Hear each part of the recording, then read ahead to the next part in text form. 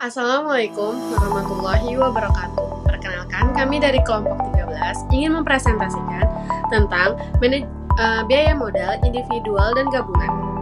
Perkenalkan, nama saya Nur Elawati. Selanjutnya, slide ikhtisar. 1. Ada pengertian biaya modal.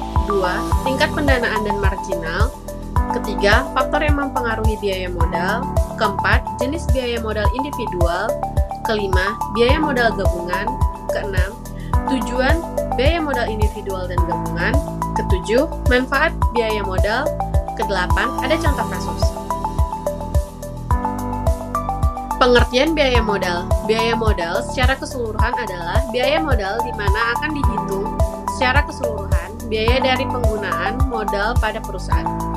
Seperti yang sudah diketahui bahwa modal yang akan perusahaan gunakan adalah modal yang bersumber pada modal sendiri dan modal asing. Sehingga dalam memperhitungkan biaya modalnya adalah dari penggunaan semua jenis modal. Overall cost of capital atau biaya modal yang menyeluruh pada perusahaan berkonsep memiliki manfaat yang berkaitan dengan penentuan nilai pada usulan investasi jangka panjang. Selanjutnya, ada tingkat pendanaan dan marginal biaya modal. Weight marginal of capital adalah suatu grafik atau schedule yang memuat hubungan biaya modal perusahaan pada tingkat pendanaan baru. Schedule tersebut dipergunakan dalam penetapan penggunaan tarif diskonto pada proses anggaran modal perusahaan. Berikut beberapa langkah dalam memperhitungkan MCC. 1. Menetapkan biaya dan presentasi pendanaan yang dipergunakan pada tiap sumber dana seperti hutang, saham preference, dan ekuitas saham biasa. Kedua, melakukan perhitungan breakpoint of schedule MCC, yakni tingkat pendanaan yang menyebabkan biaya modal rata-rata tertimbang menjadi meningkat.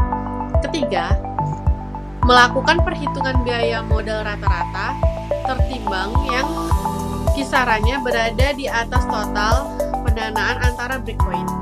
Keempat, menyusun grafik atau schedule MCC yang memperlihatkan setiap pembaruan dan tingkat jumlah pendanaan atas biaya modal rata-rata tertimbang suatu proyek harus disetujui selama proyek tersebut IRR-nya lebih tinggi daripada marginal biaya pendanaan baru.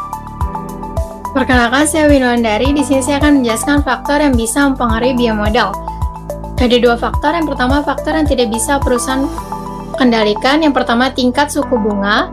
Ketika pada suatu perekonomian suku bunganya semakin tinggi, maka biaya utangnya pun semakin tinggi sebab suku bunga yang harus perusahaan bayar pada memegang obligasi harus lebih tinggi guna mendapatkan nilai utang. Lalu ada tarif pajak. Tarif pajak dipergunakan untuk menghitungkan biaya utang atas penggunaannya pada WACC. Di samping itu, kebijakan pajak juga bisa menjadi faktor yang mempengaruhi biaya modal. Selanjutnya, yang kedua, ada faktor yang bisa perusahaan kendalikan seperti struktur modal. Pada saat struktur modal diubah oleh sebuah perusahaan, maka biaya modal pada perusahaan tersebut juga akan berpengaruh. Selanjutnya, kebijakan dividen. Tinggi rasio pembayaran dividen yang makin meningkat pada tingkat laba tertentu, maka jumlah laba ditahannya akan makin kecil atau makin rendah. Selanjutnya, kebijakan investasi. Pada saat melakukan estimasi biaya modal, yang digunakan adalah tingkat pengembalian di mana dibutuhkan oleh saham dan obligasi yang beredar pada perusahaan yang mana dijadikan titik awalnya.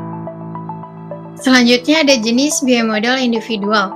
Yang pertama ada biaya utang atau KD, biaya dari pinjaman perusahaan dihitung setelah pajak karena bunga dapat mengurangi beban pajak.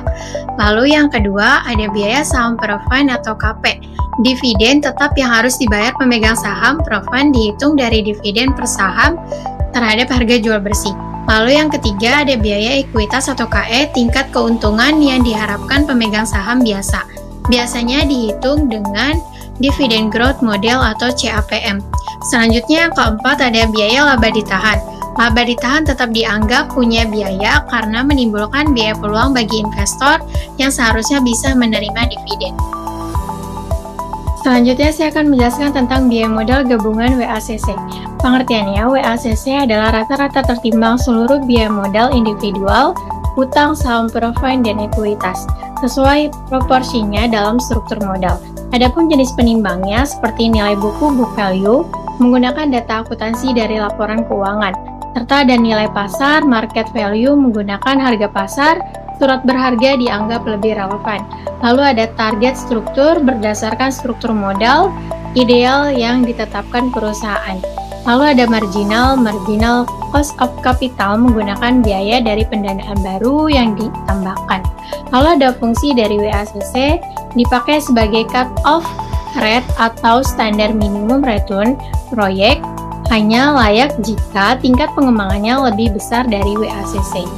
Dari biaya modal individual dan gabungan yaitu untuk mengetahui dan menghitung biaya modal dari setiap sumber pendanaan perusahaan secara individual baik itu utang, saham preference atau ekuitas.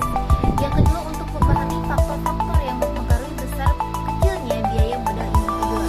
Yang ketiga untuk menghitung biaya modal gabungan berdasarkan struktur modal perusahaan.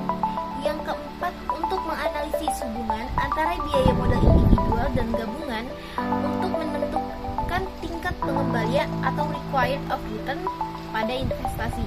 Yang terakhir untuk memberikan dasar pertimbangan dalam menentukan struktur modal yang optimal sehingga dapat meningkatkan nilai perusahaan.